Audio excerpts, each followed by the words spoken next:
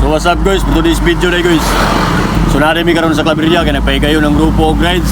Ako ni ride for Acoste sa mga driver mga membro magparegisyon lo 100 kay para dugang financial sa mga uban nga usa ka tipo yapon nga si Ginalyn Lucaban. So, dam magpahimsog ka dam. Ampor yam tas Ginoo nga ulian ka. So for more details lenta si Prince Nebala dia. So interview na to siya. Tara, let's go.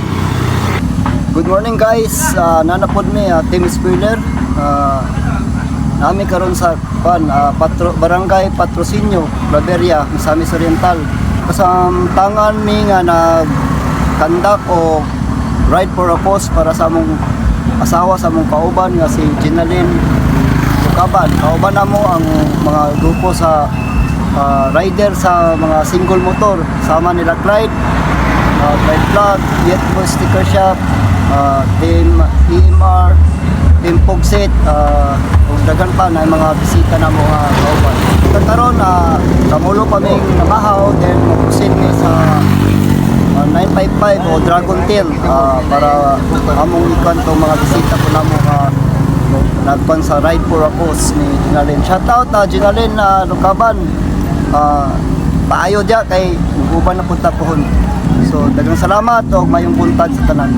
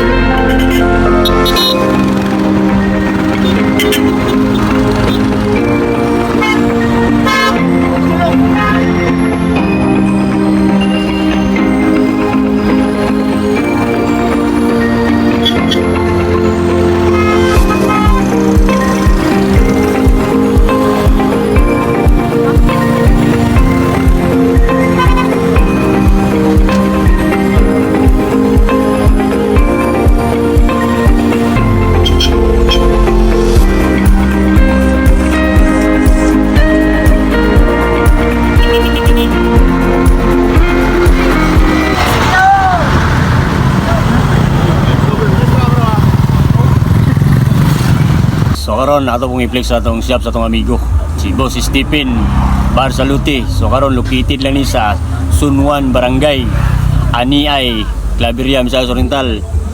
Muna yung shop guys, naatanan kung gusto mong ligid na iligid, kung pisa lang tie cap na mga barato ra kay niyang mga pisa diri guys. Wheel, mga cover cap na naatanan mga parts na diri. Kung mga dautan mo, dagal na mo diri. Sige, bye. Ingat.